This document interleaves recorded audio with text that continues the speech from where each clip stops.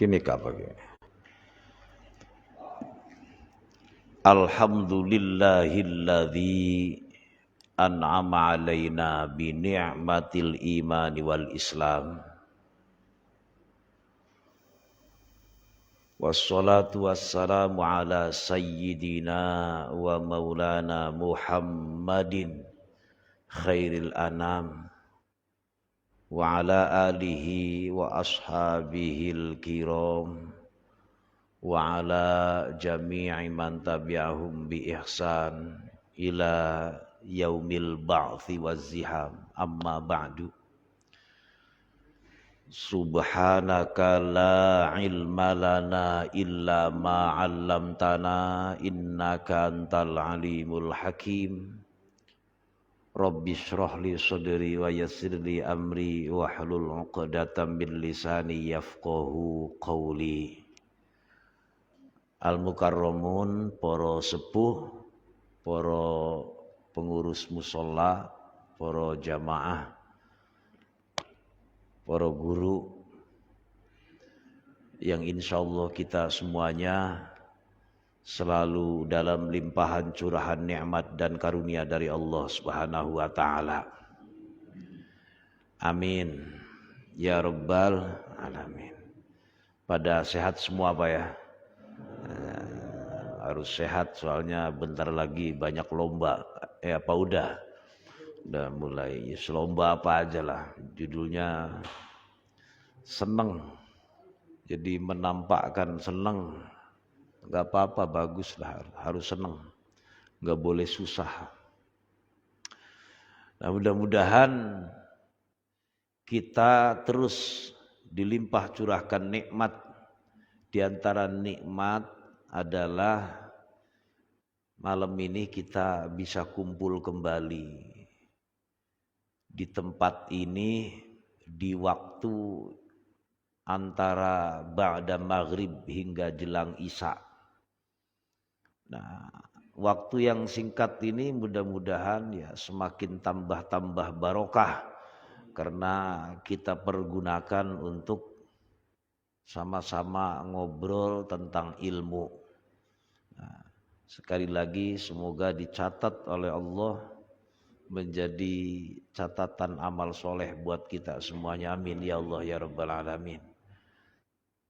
Yang sama-sama kita hormati Ketua DKM Mushola Al-Hikmah Bapak Bejo beserta tim, beserta segenap jajaran pengurus.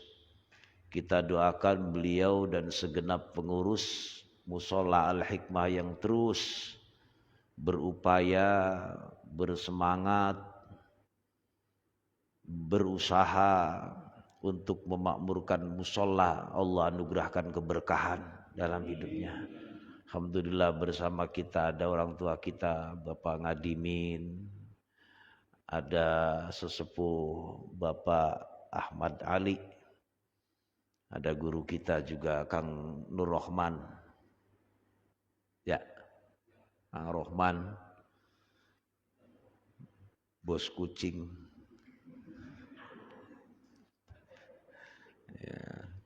Ya, kita doakan orang-orang tua kita dan guru kita sehat walafiat, panjang umur. Ya, itu kan maisahnya Pak. Jadi hidup dan penghidupannya itu. Bahwa beliau punya ilmu, punya kemampuan untuk ngajarin kita. Yes. Kalau nggak mau ya dipaksa aja nggak apa-apa. Kalau beliau masih tetap nggak mau ya biarin. Banyak dosanya gak apa-apa. Ngumpetin ilmu itu dosa Pak. Ngumpetin ilmu hukumnya dosa. Hadirin jamaah yang dirahmati Allah. Seperti biasa kita awali ta'lim ini dengan pembacaan suratul Fatihah. Mohon kepada Allah. Semoga dengan asbab, wasilah, lantaran suratul Fatihah.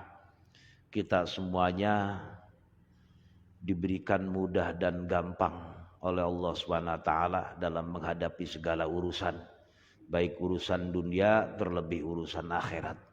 Kita juga dikaruniai keturunan anak cucu yang soleh dan solihah, dan tentu harapan kita puncak daripada perjalanan kehidupan kita saat kembali menghadap Allah, maka kita kembali menghadap Allah dalam kondisi husnul khotimah. Ala hadhihi niyyah wa kulli niyyatin salihah wa ila hadratin nabiyyin Mustafa Muhammad Rasulillah sallallahu alaihi wasallam. Al-Fatihah. A'udzu billahi minasy syaithanir rajim. Bismillahirrahmanir rahim. Alhamdulillahi rabbil alamin arrahmanir rahim maliki yaumiddin. Iyyaka na'budu wa iyyaka nasta'in. Ihdinas siratal mustaqim. Shiratal ladzina an'amta 'alaihim ghairil maghdubi 'alaihim waladdallin. Amin. Bismillahirrahmanirrahim. Qala al-musannifu wa syarihuhu rahimahumallah wa nafa'ana bihima wa bi'ulumihima fid dharaini amin. Ada nasihat dari seorang yang gagah berani. Beliau sahabat yang tergabung dalam sahabat 4 yang biasa dikenal dengan Khulafair Rasyidin, dan beliau urutan yang termuda dan paling berani, paling jagoan, sepupu Rasulullah sekaligus juga menantunya. Siapakah gerangan? Sahabat Ali radhiyallahu anhu wa karramallahu wajhah. Sayyidina Ali memberikan nasihat. Kata Sayyidina Ali, laula khamsu khisalin la saran nasu kulluhum solihina. Ini bahasa matan. Awwaluha al-qana'atu bil jahli wal hirsu 'alad dunya wasyuhhu bil fadli warriya fil amal wal i'jabu bir ra'yi. Ini mukalamahnya Sayyidina Ali yang tercantum dalam kitab Nasaihul Ibad, ditulis dalam tulisan matan Al-Munabbihat 'alal Isti'dad Liyaumil Ma'ad,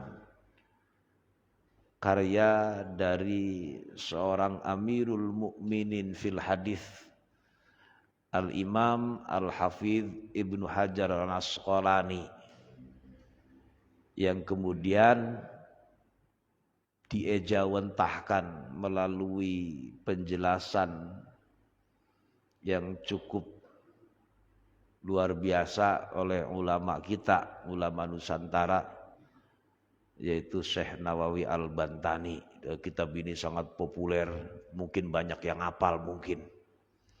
Jadi saya ikut-ikutan baca kitab ini. Ya, judulnya pertama pasti belajar, yang kedua tabarrukan, alap berkah, yang ketiga ya pasti itu, ya apa sih namanya, mengambil atau supaya bisa meneladani daripada kalam hikmahnya atau nasihat-nasihat yang ada dalam kitab ini. Satu diantaranya ini, dan ini ada di makalah ke-7 di bab khumasi kalau enggak salah. Kata Sayyidina Ali, laula khamsu khisalin, kalaulah tidak terdapat 5 perkara. 5 perkara ini perkara yang baik apa perkara yang tercela? Kata Syekh Nawawi, ai sifatin mazmumatin. 5 perkara ini ternyata perkara atau sifat-sifat yang tercela. Jadi coba kita lihat yang tercela itu apa aja. Wih, Kang Malik, monggo.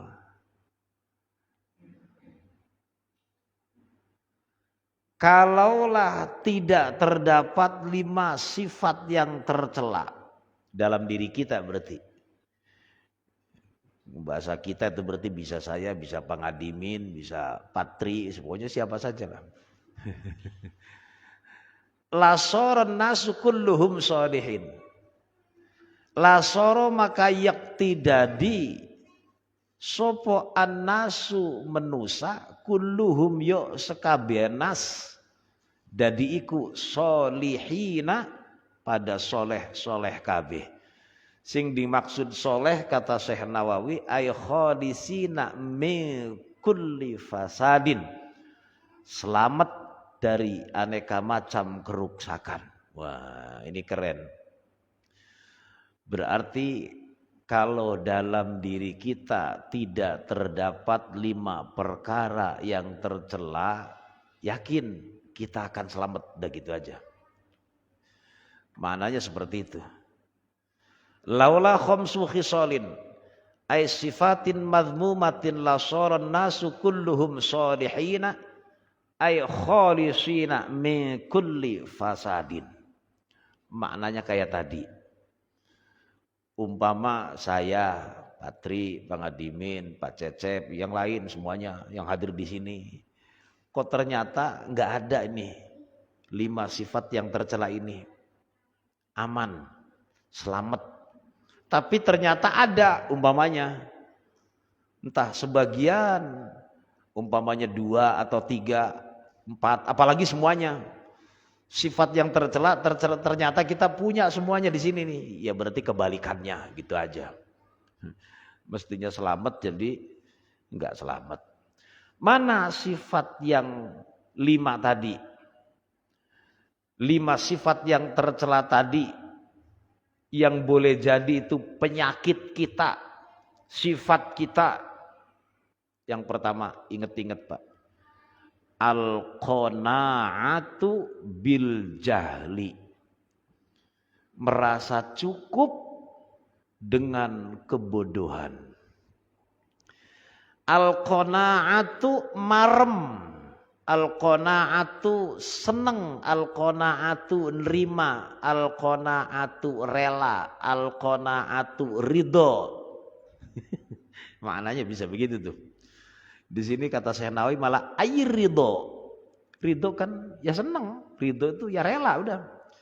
Bil jahli dengan kebodohan. Emang kita mestinya nggak nerima dengan kebodohan. Bukan begitu maksudnya. Kita ini bodoh ya mesti nerima, ngaku orang bodoh. Bener kalau dilihat dari sisi itu kelihatannya bener. Tapi dalam konteks tertentu kita jangan mau jadi orang bodoh. Saya kira kalau ditanya ini, kita semua ini sebenarnya nggak mau kan? Anggaplah kita hari ini bodoh. Begitu ditanya, emang panjenengan mau jadi orang bodoh? Kayaknya jawabnya enggak deh. Enggak. Bukan pilihan saya, bukan kepengen saya. Kalau begitu anak-anak kita mau nggak dibikin orang bodoh? Jawabnya pasti kompak. Enggak, makanya mereka kita sekolahin. Mereka kita didik, mereka kita ongkosin. Fasilitas belajar sampai butuh apa saja dipenuhi. Tanya Pak Ahmad Ali, Pangadimin. Wah, dulu belajar susah. Nulis sudah gak di papan tulis lagi. Belum ketemu papan tulis kapur itu yang udah kesini zaman saya. Dulu masih pakai apa nggak tahu lah. Nah itu asbak apa? Sabak. Papan udah kesini. Wah makin nggak ada, makin hilang. Makanya jangan kaget putra putri kita nulisnya jelek. Kenapa? Enggak pernah nulis. Jangan yang TK, jangan. SD, SMP, SMA, sampai yang sudah kuliah, jelek nulisnya. Mungkin boleh jadi enggak tahu rumus cara nulis yang bagus, yang benar, enggak tahu. Saya berani ngomong begini, fakta kok. Tapi kalau Pak Sarjono ini kelas-kelas mending ini, masih mending nulisnya. Di zaman saya ngalamin pernah sekolah dulu. Sekolah SD dulu ngalamin. Itu setiap hari disuruh nulis di papan tulis penuh. Hmm. Kalau madrasah saya dari kanan. Berarti kalau di SD dari kiri. Setiap hari, hampir setiap hari. Jadi kalau yang berbakat mesti bagus tulisannya. Kalau yang tidak berbakat nulisnya lancar. Itu zaman dulu, bener gak Pak Cecep? Itu. Tapi generasi demi generasi hari ini, ayo anak kita suruh nulis dah. Terus kita yang baca, dijamin gak bisa Pak tulis. itu begitu tuh. Ya Allah. Tuh, ya, memang ya perkembangan zaman ya seperti itu tuh. Dulu indah karena Pak Cecep itu dulu nulis surat cinta itu ya pakai tangan. Wah, nggak pakai WA dulu. Oh, dibikin indah. Kalimatnya dadak jadi syair kan, jadi puisi bener. Bahasanya puitis. Pak Ustadz dulu, Abdurrahman. Mungkin masih sama, masih ada ngalamin zaman terakhir mungkin itu. Zaman terakhir lah, sudah terakhir. Itu nyatet tulisannya bisa 2,5 jam itu. Bisa semalaman karena memang ada konsep terus jadi dimutolaah salah, ulangi lagi. Begitu dikirim pakai perangko yang kilat, nunggu balasannya seminggu, dipikir mau dibalas, nggak taunya kagak. Itu pengalaman. Ngobrol begini sama anak sekarang dijamin gak nyambung Pak. Sekarang itu ya langsung klik terus. Ya Allah. Dah, balik lagi. Penyakit yang pertama merasa cukup dengan kebodohan. Bodoh dalam urusan apa dulu nih? Di sini didantain ai bi adamil ilmi biddini, enggak ngerti urusan agama. Ini Pak, bi adamil ilmi biddini, anggaplah enggak ngerti, cebok. Loh, kasar saya ngomong kan. Enggak ngerti bersuci maksudnya. Orang enggak ngerti, enggak pernah ngaji, Pak. Kencing, bisa sekencing-kencingnya Pak. Karena dia pikir ya ada jalannya mesti ada kencingnya. Soal kencing di mana saja nggak ada urusan. Yang penting jangan di depan orang, jangan bikin bau orang. Akhirnya ke kebun, terus madep ke belakang, berdiri, ban mobil, pohon gede dikencingin. Karena nggak ngerti caranya dia. Ada ban kencing nggak ngerti. Belum istinjanya, istinja itu ceboknya. Ini kalau nggak ngaji, baru bab itu doang, belum naik. Belum naik. Kan dia manusia, normal berarti punya syahwat. Seiring waktu punya keluarga. Nah kalau dia laki-laki, pimpinan dalam keluarganya. Bagaimana caranya mimpin keluarga? Dia pikir hidup ini makan, minum, tidur, kumpul, udah gitu aja. Ini. Kalau urusan duit gak usah dibahas lah, rata-rata pinter nyari duit. Walaupun ada yang sukses, ada yang enggak, ya sudah suratannya udah begitu. Ada yang melalui kerja, ada yang dagang, ada yang mungkin jasa. Itu wilayah-wilayah itu saya nggak mau bahas. Panjenengan pasti lebih pinter lah, lebih paham. Tapi wilayah-wilayah tadi tuh, hal ihwal yang kaitannya kita ini manusia yang Allah saja memuliakan. Pada saat yang sama kok kita merendahkan diri kita serendah-rendahnya, lebih rendah ketimbang binatang. Nun sewu ngomong begitu nih. Padahal Allah memuliakan kita. Tapi begitu melek mata, bangun nih. Yang dipikir cuma berangkat kerja, nyari duit, sekian mungkin hitungan hari, kalau kerja ya 1 bulan, kalau dagang ya per hari itu, kalau bisnis ya bagaimana rebutan tender dan sukses. Kepikirannya cuma itu.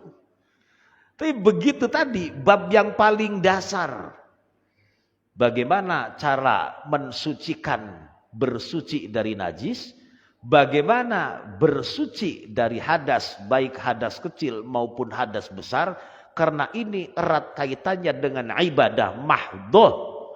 Dalam hal ini sholat tanpa berangkat dari situ, ya nggak beres Pak, nggak beres. Wong itu syarat sahnya sholat diantaranya bersuci. Ini kan ilmu Pak. Nggak ngaji, celingak-celinguk. Ya sudah ikut-ikutan saja. Ya bagaimana masalahnya mau ikut-ikutan? Sebab rumus aturan fikih itu ya hitam putihnya hukum. Salah yang enggak sah sesuai syarat rukun baru sah. Enggak ngomong diterima, boten, enggak ada urusan. Terima dan tidak diterima bukan urusan kita. Ini ngomongin sah dan tidak sah. Maka ada kaidah, siapapun yang beramal tanpa ilmu, maka amalnya tertolak, enggak diterima. Itu sudah rumus. Tiba-tiba enggak mau ngaji. Akhirnya saya garis bawahi, bodoh. Seneng. Nah itu tuh. Bodoh kok seneng. Urusan itu ya urusan itu. Kalau urusan duit ekonomi mau saya angkat topi loh dengan ahli pakar ekonomi kami. Kok seneng rimo. Nah ini masalahnya penyakit ini. Ruwiya annahu sallallahu alaihi wa alihi wasallam qala Allahu yubghidu kulla alimin bid dunya jahilin bil akhirah. Gusti Allah bendu ing saben-saben wong kang ngerti maring perkara dunia tur bodoh maring perkara akhirat.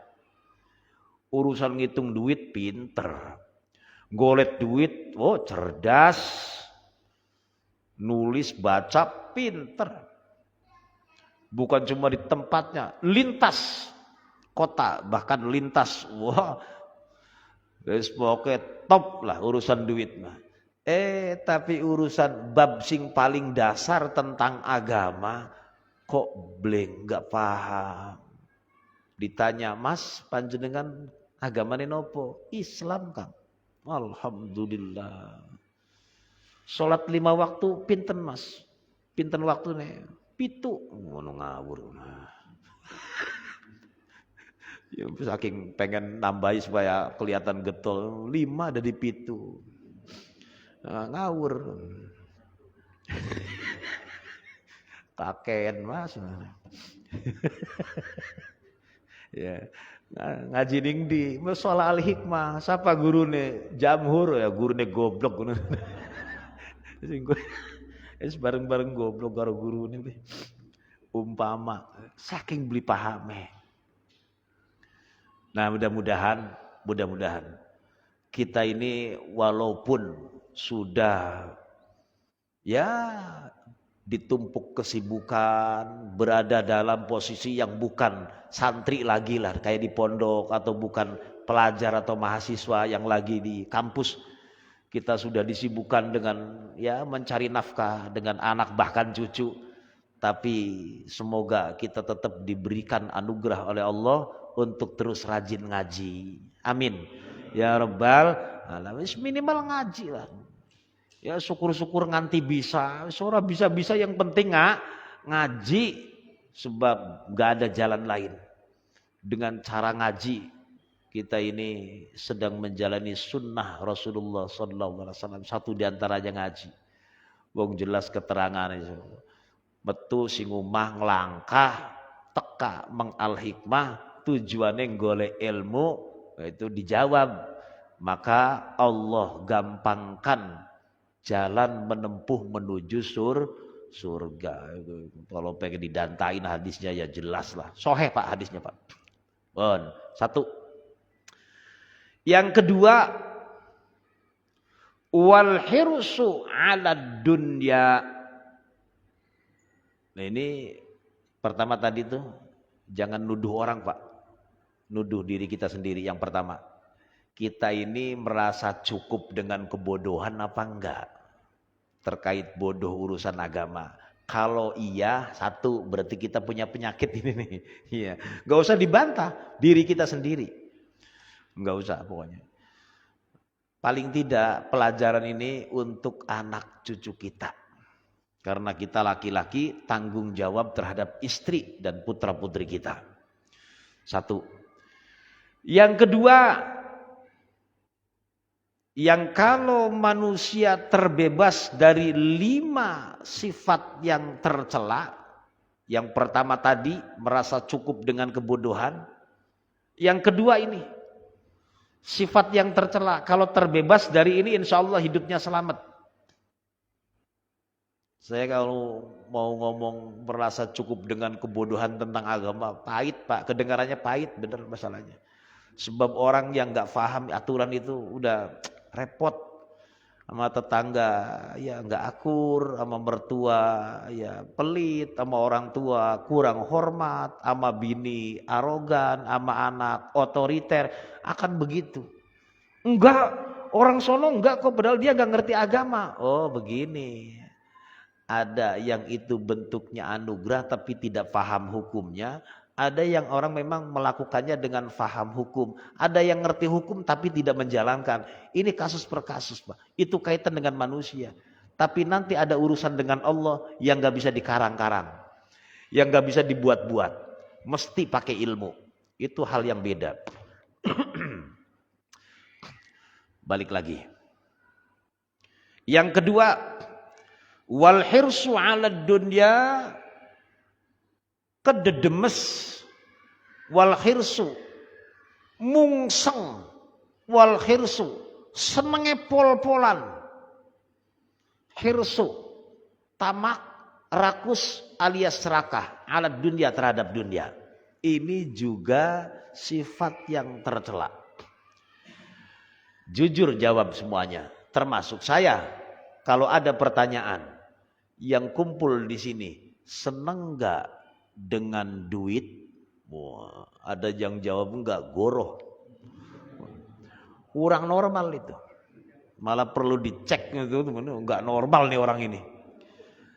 Duit kan dunia. Seneng dengan mobil, seneng dengan rumah, seneng dengan istri, seneng dengan anak, seneng dengan lingkungan. Itu kan semua dunia, Pak. Bukankah itu normal? Betul. Yang dimaksud di sini melebihi batas normal. Senang terhadap dunia sampai melupakan Allah dan melupakan sesama. Ini yang masalah. Gak ada orang hidup di dunia kok gak butuh dunia. Ya repot, Pak. Repot. Gak bisa kita meninggalkan dunia. Seneng ya seneng. Tapi yang boya ojo habis-habisan senengnya. Saking senengnya, boro-boro kumpul begini, Pak. Sholat berjamaah nggak bisa. Boro-boro berjamaah, sholat sendirian terpontang-panting.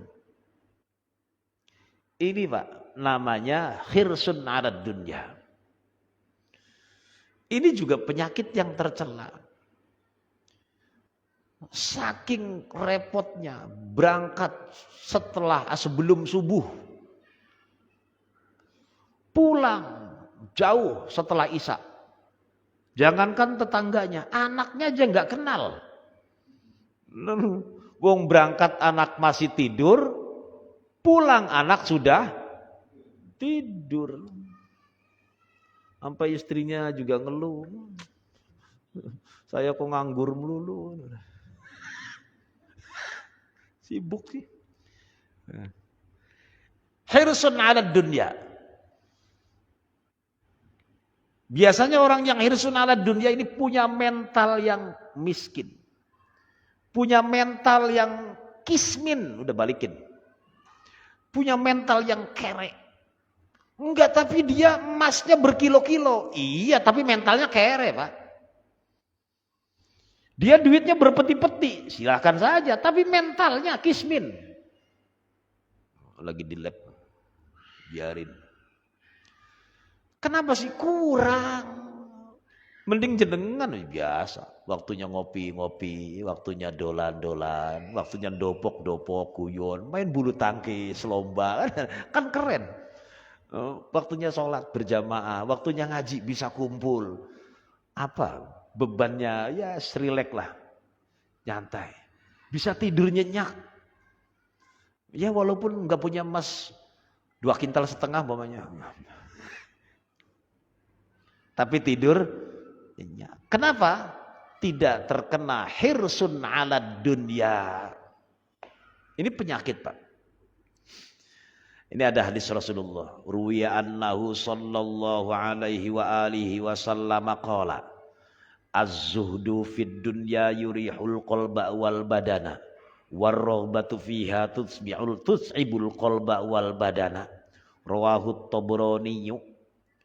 Kata Rasulullah, ini saya baca di sini, Az-zuhdu fid dunya yurihul qalba wal badana. Zuhud, zuhud itu bisa mengelola dunia. Atine tidak cantel cumantel karo dunia. Orangnya kaya nih. Mobilnya mungkin bisa 4 atau 5. Apalagi motor, rumah, kontrakannya berpintu-pintu. Kalau boleh mungkin ya laut dibeli sama dia tuh kalau boleh. Pokoknya orang kaya. Tapi dia masih tetap bisa silaturahim, nyumponi sholat 5 waktu, bahkan bisa berjamaah, bisa bangun malam. Puasanya bukan cuma Ramadan, Senin Kemis, ngaji bisa, dengan tetangga akur, dengan orang tua hormat, dengan anak bisa ngerawat. Ini orang yang keren.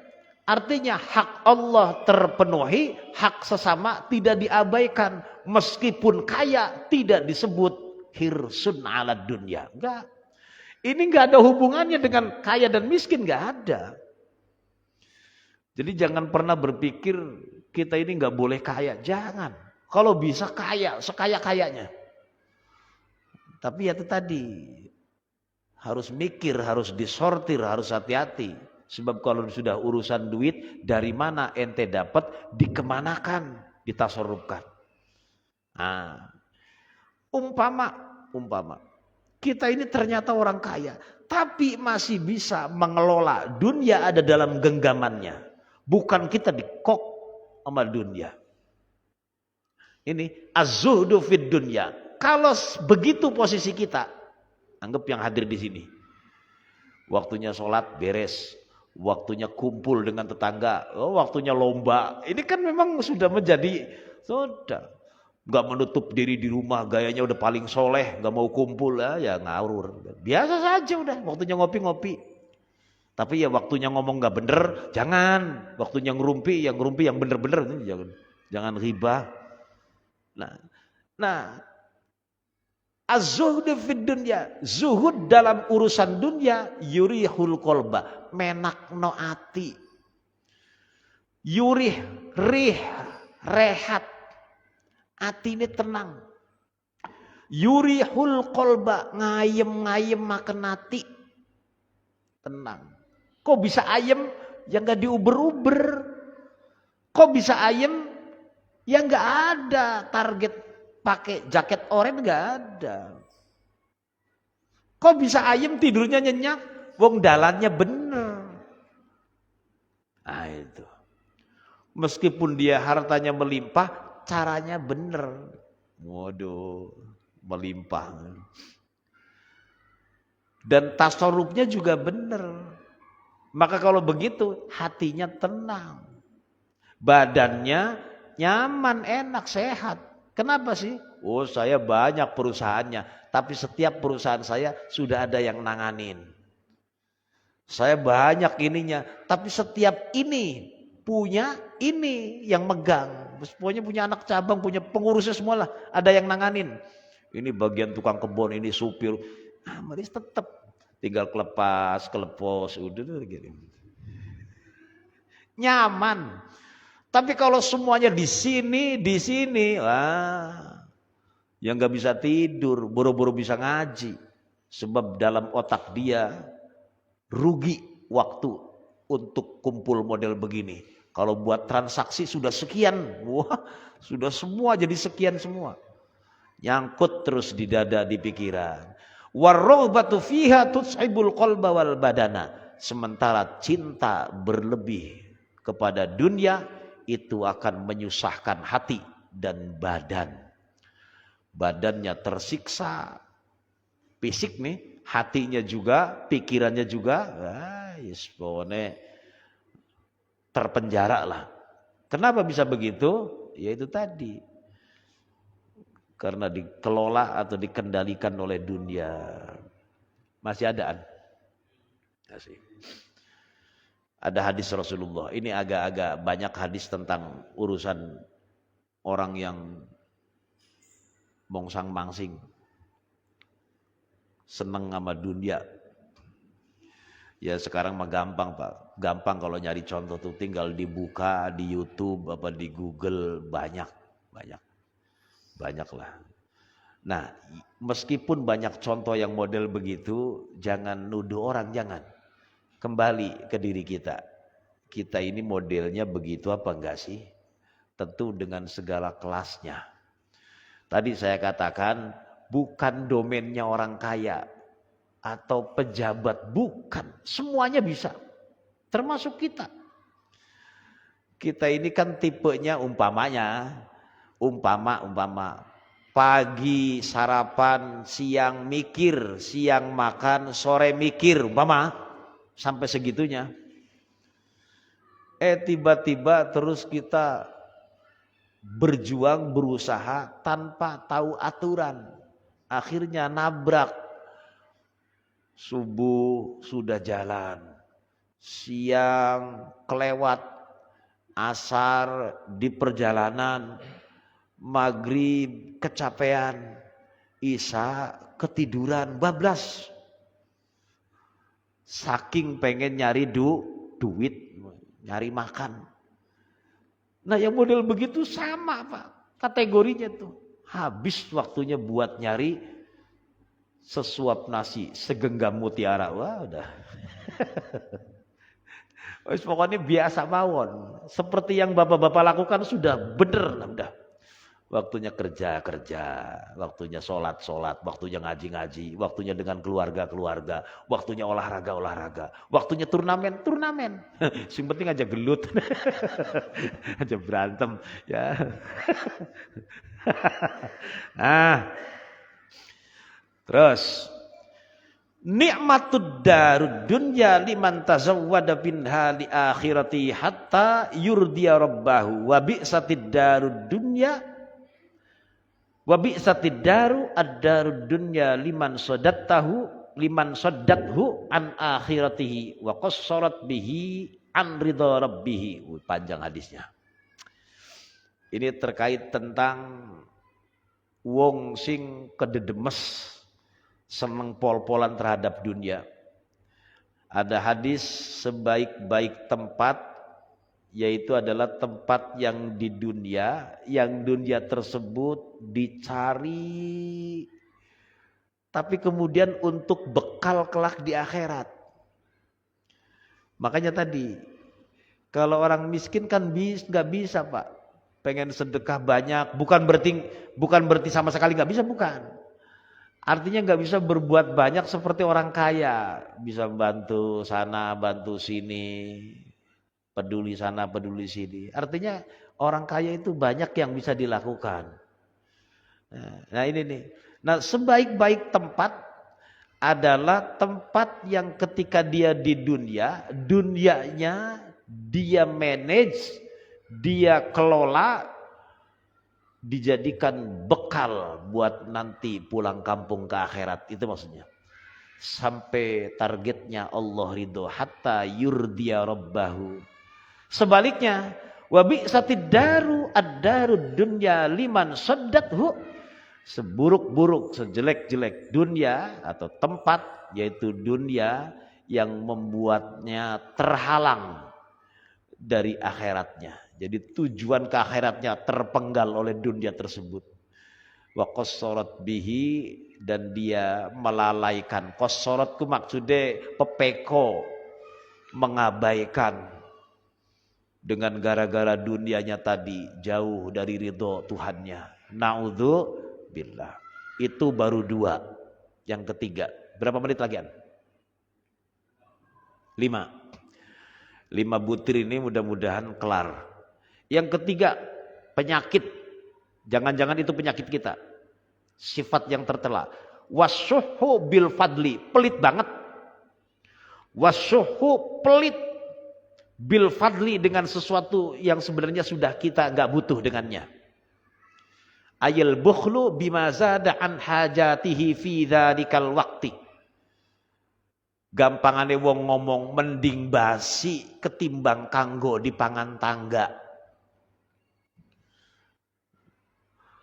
Mending rusak daripada dikirim mertua. Dua panganan lebih. Makanannya enak-enak. Sudah kenyang semuanya.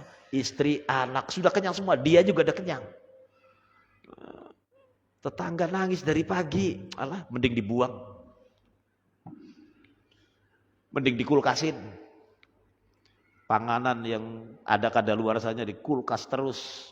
Padahal tangganya kelap-kelip gak bisa tidur karena kurang makan. Pelit. Ini penyakit yang akan membuat manusia akan menjadi rusak. 3. Yang keempat, waria fil amal. Senang pamer, udah gitu aja. Supaya cepat. Waria dan ria fil amal, di dalam beramal. Maksud ria fil amal, tarkul ikhlasi fil amali bimulahadati ghairillahi fihi. Kalau ngamal itu ada unsur ngelirik yang lain selain Allah. Enggak ikhlas. Ikhlas siapa sih? Ikhlas itu wahdahu la syarikalah. Murni hanya karena Allah. Ikhlas. Ikhlas itu takhlisul qalbi an saibatis syaubi al muqdiri li sofai. Itu ikhlas. Tapi ada keterangan. Contoh begini Pak, saya sudah menjelaskan di sini. Bapak datang dari pintu sono apa dari sini? Itu ada kotak. Bapak mau masukin duit. Ini lagi ngomongin ikhlas. Kepergok sama ketua DKM atau siapa saja. Enggak jadi. Karena takut dianggap pamer. Sudah pamer. Saya ulangi, saya masuk musola mau masukin duit, tapi kepergok sama Pak Bejo, nggak jadi karena saya takut dibilang ria, nggak jadi, itu hukumnya sudah ria. Saya masukin lanjutin, tapi ada niat pengen disebut tukang sedekah, syirik, mending mana Pak? Nggak ada mendingnya berarti. Terus gimana dong? Jangan dipikirin. Udah mau ada orang, nggak ada orang, dilihat orang, nggak dilihat orang, disebutin, nggak disebutin, terserah. Mau diumumin, nggak diumumin, nggak ada urusan. Ikhlas itu nggak ada urusan. Diumumin, nggak diumumin, kelihatan, nggak kelihatan, nggak ada urusan. Sudah sedekah saja. Jangan udah gitu aja. Itu ikhlas. Nah, yang terakhir. Wal i'jabu birra'yi, sering atau senang membanggakan dirinya. Birra'yi dengan pendapatnya. Yang model begini biasanya nggak mau dengerin pendapat orang. Kadang-kadang nggak mau bertanya sama orang. Sekali nanya nggak mau dengerin kadang. Karena dia sering membanggakan pendapat dirinya. Musola ini kalau enggak gara-gara saya. Musyawarah ini kalau bukan pendapat saya. Orang begini biasanya kalau enggak diundang atau kalau enggak dianggap pendapatnya ngambek. Kadang-kadang ya diundang enggak datang, hasil keputusan ditolak.